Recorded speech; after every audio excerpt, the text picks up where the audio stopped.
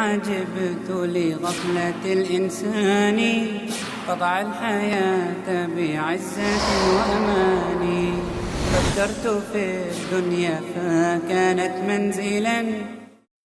السلام علیکم ورحمۃ اللہ وبرکاتہ. الحمد للہ رب العالمین وصلی اللہ وسلم علی نبینا محمد وعلی آلہ وصحبہ اجمعین ومن تبعہ بإحسان الی یوم الدین. اما بعد. محترم بھائیوں اور بہنوں، درس حدیث کے اس پروگرام میں مشکات المصابیح لیے آپ کی خدمت میں حاضر ہیں. حدیث کی یہ مشہور کتاب جس کا تفصیل سے مطالعہ اور ترتیب کے ساتھ اس کا خلاصہ آپ کی خدمت میں پیش کیا جا رہا ہے. ہم نے گزشتہ صفت الصلاۃ رسول اللہ صلی اللہ علیہ وسلم کی جو نماز کا طریقہ، ادائیگی اور جو احکام ہیں اس کے ایک حصے پر روشنی ڈالی، جس میں رسول اکرم صلی اللہ علیہ وسلم نے جو ارشاد فرمایا وہ اس کا خلاصہ کچھ یوں ہے کہ نماز اہتمام کے ساتھ پڑھیے، اطمینان کے ساتھ ادا کیجیے. یعنی نماز سے پہلے اہتمام، تیاری، اور نماز جب شروع ہو اطمینان، کہ جلدی جلدی کر کے نماز کو ختم مت کیجیے، آرام سے نماز پڑھیے. اللہ کا ذکر جیسے کرنا چاہیے ایسے کیجیے. یعنی قیام صحیح ہو، رکوع ڈھنگ کا ہو، سجدہ اسی طرح سے ہو جیسے کہ بتایا گیا. اطمینان سے نماز پڑھیے. اور نماز شروع کرنے کا جو انداز اور طریقہ ہے وہ بتایا گیا، کیونکہ دل کی جو کیفیت ہے، خشوع، تقوی، پرہیزگاری، یہ ہر آدمی کے ایمان اور تقوی کے حساب سے اس میں کمی بیشی ہوتی رہتی ہے.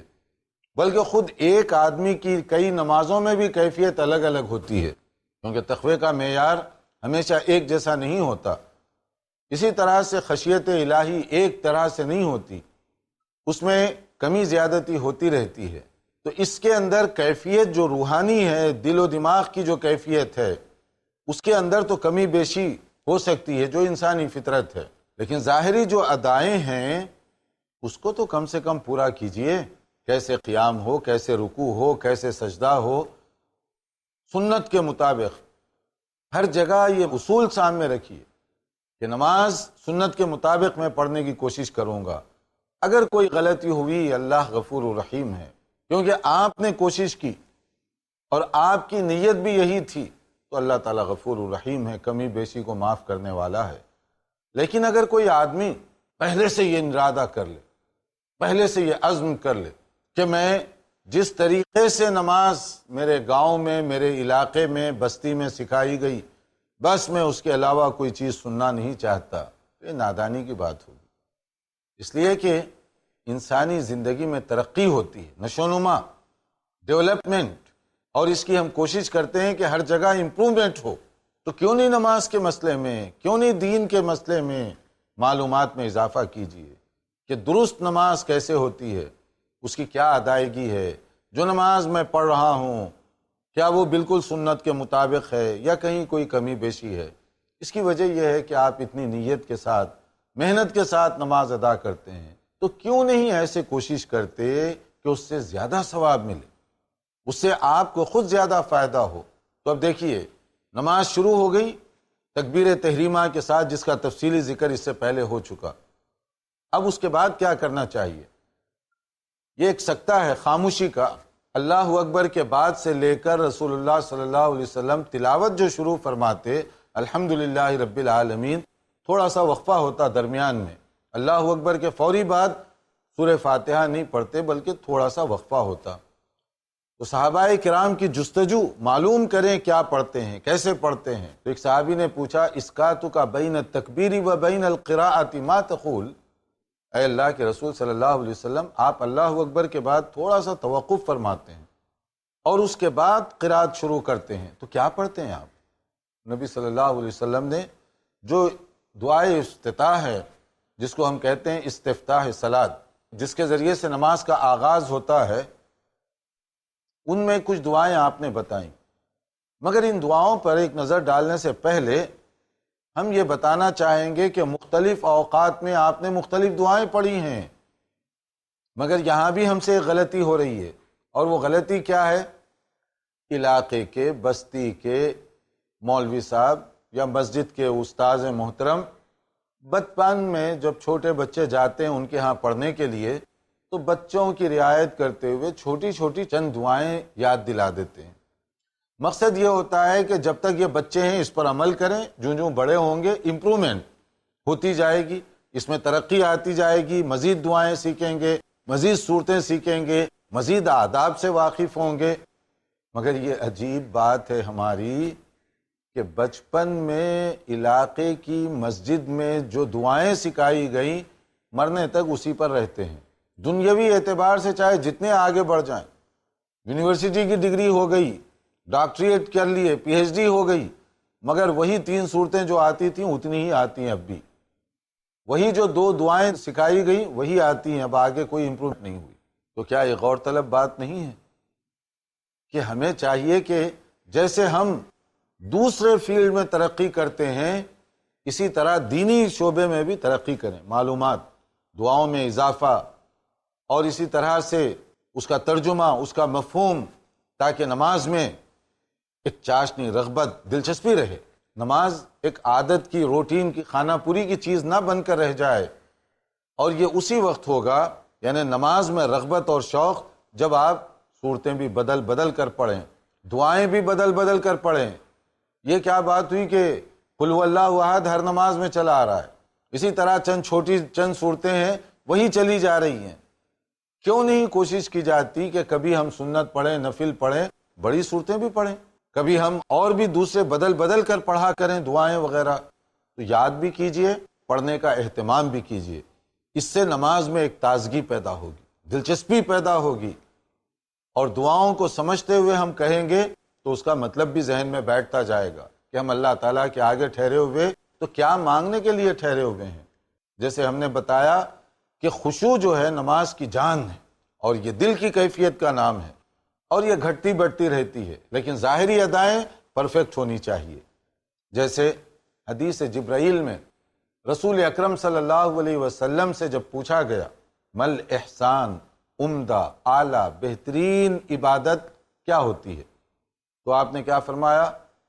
ان تعبد اللہ کأنک تراہ فإن لم تکن تراہ فإنہ یراک، تم ایسے عبادت کرو اللہ تعالیٰ کی جیسے کہ تم آنکھوں سے دیکھ رہے ہو۔ اللہ کو تم تو نہیں دیکھ سکتے، مگر اللہ تو تمہیں دیکھ رہا ہے، اللہ تمہیں سن رہا ہے، تم اللہ تعالیٰ سے مانگ رہے ہو، اس تصور سے عبادت کرو، یہ احسان ہے، اعلیٰ کوالٹی کی نماز۔ اس تصور کے ساتھ ٹھہریے کہ میں اللہ رب العالمین سے کچھ عرض و مناجات کر رہا ہوں، کچھ فریاد کر رہا ہوں، میں کچھ مانگنے کے لیے ٹھہرا ہوا ہوں میں، تو پھر آدمی کے اندر کچھ نہ کچھ خشوع پیدا ہوگا، کچھ نہ کچھ تقویٰ پیدا ہوگا، اور وہ صرف روٹین پوری کرنے کی نماز نہیں ہوگی کہ 4 رکعت ہیں یا 3 رکعت ہیں کسی طرح سے پورے کر لو، ایسے نہیں، دلچسپی بھی ہوگی۔ اب دیکھیے دعائے استفتاح، نماز کا آغاز جب ہوا تو اس میں پڑھنے کی بھی مختلف دعائیں ہیں۔ کیا ہیں؟ پہلی جو حدیث ہے، جب نبی صلی اللہ علیہ وسلم سے پوچھا گیا تو آپ صلی اللہ علیہ وسلم نے کیا فرمایا؟ پہلی دعا جو سند کے اعتبار سے اس مسئلے میں سب سے وزنی دعا ہے، صحیح بخاری اور صحیح مسلم مشترکہ طور پر یہ روایت لائے ہیں، اور یہ حدیث کی اعلیٰ قسم ہے۔ فرمایا اس موقع پر اقول، میں کہتا ہوں، یعنی اللہ اکبر کہنے کے بعد تلاوت کرنے سے پہلے میں یہ پڑھتا ہوں، اللہم باعد بینی وبین خطایا کما بعدت بین المشرق والمغرب، کہ یا اللہ میرے اور میرے گناہوں کے درمیان اتنی دوری ڈال دے، اتنی دوری ڈال دے جتنی مشرق اور مغرب کے درمیان تو نے رکھی ہے، یعنی میرے قریب تک نہ آنے پائیں گناہ۔ اور اللہم نقنی من الخطایا کما ینقی الثوب الابیض من الدنس، کہ یا اللہ مجھے میرے گناہوں سے ایسے پاک و صاف کر دے جیسے سفید کپڑا جب میل کچیل لگے تو دھو کر اس کو صاف ستھرا کر دیا جاتا ہے۔ اللہم اغسل خطایا بالماء والثلج والبرد، کہ یا اللہ میرے گناہوں کو پانی سے، اولوں سے، برف سے دھو کر صاف فرما دے، یعنی صاف سے صاف، بے داغ رہیں۔ پھر ایک بار غور کیجئے اس دعا پر، کیا آپ مانگ رہے ہیں؟ نماز کے آغاز میں اتنی بڑی بات، اتنی بڑی فریاد آپ کر رہے ہیں اسی لیے میں کہتا ہوں کہ سمجھ کر پڑھیے نماز کو، تاکہ وہ روحانیت ہمارے اندر محسوس کی جائے۔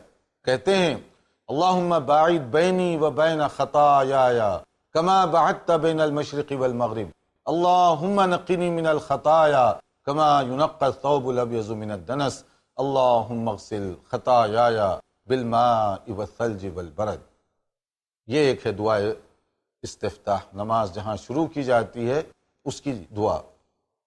اور اس کے بعد ایک اور دعا بھی ہے، وجہت وجہی للذی فطر السماوات والارض حنیفا وما انا من المشرکین ان صلاتی ونسکی ومحیای ومماتی للہ رب العالمین لا شریک لہ وبذلک امرت وانا اول المسلمین۔ صحیح مسلم کے یہ الفاظ ہیں۔ ایک اور دعا سکھائی گئی، اس کا مطلب کیا ہے کہ یا اللہ میں متوجہ ہو رہا ہوں اپنے سارے وجود کے ساتھ۔ کس کے لیے متوجہ ہو رہے ہیں؟ اس ذات کے لیے جس نے آسمانوں اور زمین کو پیدا کیا، یعنی اللہ رب العالمین کی اس صفت کا تذکرہ وہاں کیا جا رہا ہے کہ یا اللہ میں تیری طرف متوجہ ہو رہا ہوں، ایک سوئی کے ساتھ، پیور خالص ہو کر، حنیفہ، ایک سوئی کے ساتھ، اور میں مشرکوں میں سے نہیں ہوں، یعنی شرک میں نہیں کرتا۔ میری نماز، میری قربانی، میری زندگی، میری موت، یہ سب کی سب اللہ رب العالمین کے لیے ہے جس کا کوئی شریک نہیں، اور اسی بات کا مجھے حکم دیا گیا اور میں اطاعت کرنے والوں میں آگے آگے ہوں، جو مجھے حکم دیا گیا۔ کتنی پاکیزہ دعا ہے، کتنی پاکیزہ کلمات ہیں، اور کیا اس کا مفہوم ہے، یعنی توحید خالص اس میں بھری ہوئی ہے، اللہ کی عظمت اور کبریائی، اس کا اعتراف شروع نماز میں۔ عجبا عجبت لغفلة الإنسان قطع الحياة بعجز۔ آج الزام تراشی کیوں اسلام کے وجود پر؟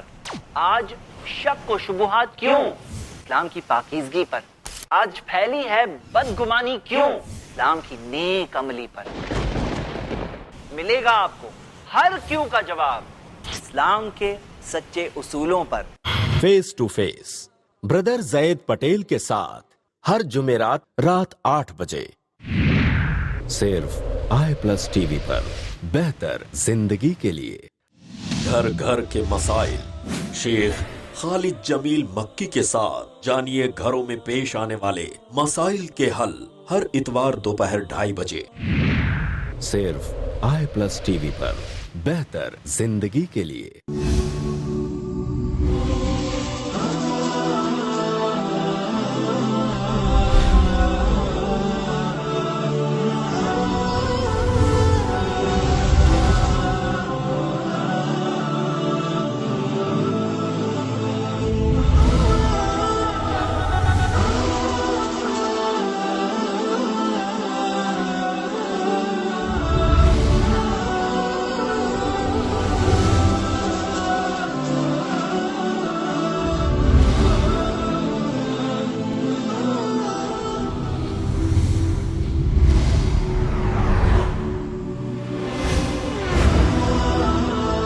ان تمام موضوعات کی کرنے وضاحت آ رہے ہیں نان سٹاپ ایڈوکیٹ فیض سید، ہر اتوار رات 8 بجے صرف i+ ٹی وی پر، بہتر زندگی کے لیے۔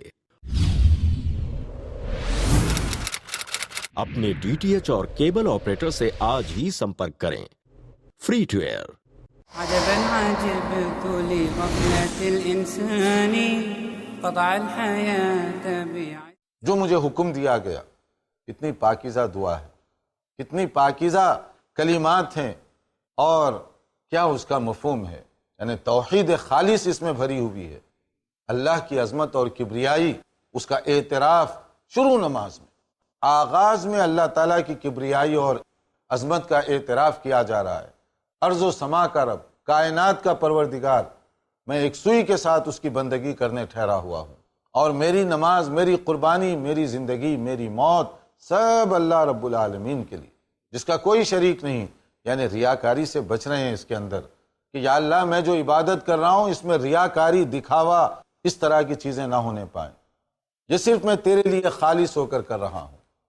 ایک انداز یہ ہے دعا کا، ایک اور دعا بتائی گئی، حضرت عائشہ فرماتی ہیں کان رسول اللہ صلی اللہ علیہ وسلم اذا افتتح الصلاۃ، وہی جب نماز شروع فرماتے نبی کریم صلی اللہ علیہ وسلم تو یہ دعا پڑھتے تھے. کیا ہے وہ؟ قال سبحانک اللہم وبحمدک وتبارک اسمک وتعالی جدک ولا الہ غیرک. یہ ابو داؤد اور ابن ماجہ کی یہ حدیث ہے. اس کا مطلب کیا ہے؟ سبحانک اللہم، کہ یا اللہ تو بے عیب ہے. اور یہ بات یاد رکھیے، سبحان ایک ایسی صفت ہے جو اللہ کے علاوہ کسی میں نہیں ہو سکتی. یعنی وہ ذات جس میں کوئی کمزوری نہ پائی جاتی ہو، صرف اسی کو سبحان کہیں گے. اور ظاہر ہے کہ اللہ کے علاوہ مخلوق میں کوئی ایسا نہیں جو سبحان کہلائے جا سکے، اس لیے کہ ہمیشہ ہر انسان میں ہر طرح کی کمزوریاں ہوتی ہیں. جسمانی کمزوری، دولت کی کمزوری، علم کی کمزوری، قوت کی کمزوری، متعدد کمزوریاں ہوتی ہیں آدمی کے اندر. بے عیب اگر کوئی ہے صرف خالق کائنات رب العالمین، اس کے علاوہ کوئی سبحان نہیں. اسی لیے قرآن مجید میں بھی اہم موقعوں پر اللہ کی اس صفت کا تذکرہ خاص طور پر کیا گیا. سبحان الذی اسری بعبدہ لیلا من المسجد الحرام الی المسجد الاقصی الذی بارکنا حولہ. معراج کے واقعے کے حوالے سے بہت بڑا واقعہ تھا. بیت الحرام، مسجد حرام سے بیت المقدس تک لے جایا گیا. پھر اس کے بعد آسمانی سفر. تو اس سفر کے پہلے جو اللہ تعالیٰ کی صفت بیان کی گئی، سبحان الذی، وہ سبحان ہے جو یہ سفر کروایا اپنے بندے کو. وہ بے عیب ہے، جو چاہے وہ کر سکتا ہے، اس میں کوئی نقص نہیں، کوئی کمزوری نہیں. خاص موقعوں پر اس صفت کا تذکرہ کیا گیا. اللہ تعالیٰ کی صفات، ایٹریبیوٹ اللہ کے ایسے ہیں جس میں کوئی بندہ شامل نہیں. نہ اس کی کوئی صفت انسانوں میں آ سکتی ہے اس طرح کی، نہ اس کے لیے کوئی ہم اگزامپل دے سکتے. لیکن یہاں سبحان کا لفظ ذہن میں رکھیے کہ خاص موقعوں پر نماز شروع ہوئی، سبحانک اللہم، اللہ کی عظمت اور کبریائی کا یہ اعتراف، وبحمدک، کہ یا اللہ تعریف، حمد و ثنا یہ صرف تیرے لیے. الحمدللہ رب العالمین، عالمین کا رب ہے اور میں اس کی تعریف کر رہا ہوں. تو حمد، ہر خوبی اور اچھائی اللہ ہی سے تو آتی ہے، اللہ ہی اس کا خالق ہے. تو اسی لیے یہاں اس کا اعتراف کیا جا رہا ہے. اور وتبارک اسمک، تیرا نام بابرکت نام ہے.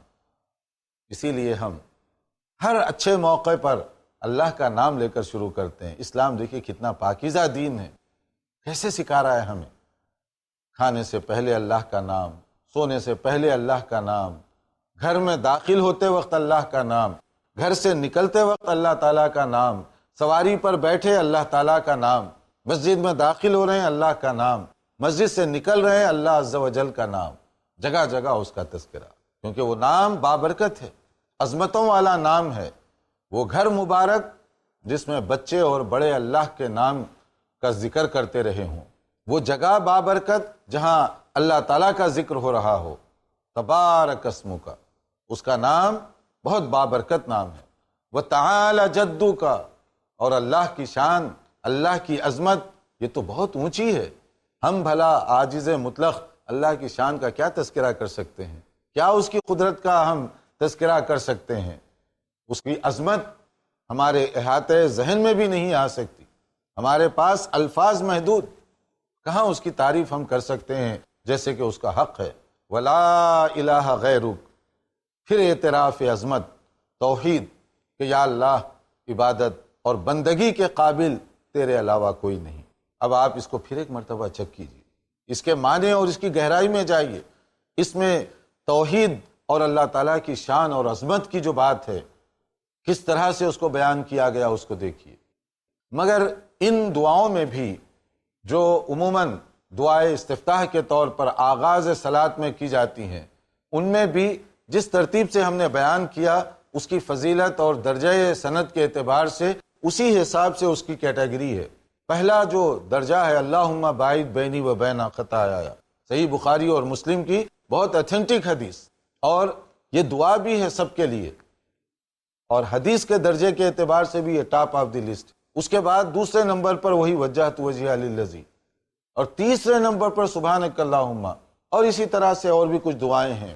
ہم بطور نمونے کے چند پیش کر رہے ہیں، خاص طور پر مشکات کے اندر جس ترتیب کے ساتھ ان کو ذکر کیا گیا، اور اس سے یہ پیغام آپ کو مل گیا ہوگا کہ مختلف موقعوں پر مختلف دعائیں کی گئیں، اور ہمارے ہاں سوائے سبحانک اللہ کے شاذ و نادر لوگ اس کو یاد رکھے ہوئے ہیں۔ دوسری دعائیں، ایک دعا یاد دلا دی گئی، بس اسی پر اکتفا، آگے بڑھنے، ترقی کرنے اس کی ہم نے کوشش یا فکر نہیں کی۔ جیسے عام طور پر دنیاوی چیزوں میں تو ہم بہت کوشش کرتے ہیں، مگر دین کے مسئلے میں جہاں شریعت کے ساتھ اس کا گہرا تعلق ہے اس میں ہم زیادہ کوشش نہیں کرتے۔ آگے دیکھیے، دعائے استفتاح کے بعد اب نماز کا آغاز ہو گیا، اللہ اکبر سے لے کر اب ہم نے پہلی جو دعا ہے وہ پڑھ لی۔ اب اس کے بعد کیا کرنا چاہیے؟ اب اس کے بعد میں اعوذ باللہ السمیع العلیم من الشیطان الرجیم من ہمزہ ونفخہ ونفثہ بسم اللہ الرحمن الرحیم، یعنی شیطان کی کارستانیوں سے اپنے آپ کو بچانے کے لیے اللہ عز و جل کی مدد طلب کی جا رہی ہے۔ نماز سے پہلے شیطان سے بچنے کی دعا کرو، اعوذ باللہ من الشیطان الرجیم۔ قرآن مجید کی تلاوت سے پہلے اعوذ باللہ من الشیطان الرجیم۔ آپ سوچئے کہ نماز سے پہلے کیوں پڑھ رہے ہیں یہ، یا قرآن مجید کی تلاوت سے پہلے کیوں پڑھنے کا حکم دیا گیا؟ اس لیے کہ یہ ایسے مقامات ہیں جہاں شیطان کوشش کرتا ہے کہ کسی طرح حملہ کر کے آپ کی نماز کو خراب کر دے، آپ کی دعاؤں کو کمزور کر دے، آپ کی توجہ ادھر ادھر گھٹا دے۔ اسی لیے شیطان کے حملے کو روکنے کے لیے اللہ کی مدد چاہیے۔ اللہ تعالیٰ کی مدد نہ ہو تو بڑے سے بڑے متقی بھی پھسل سکتے ہیں۔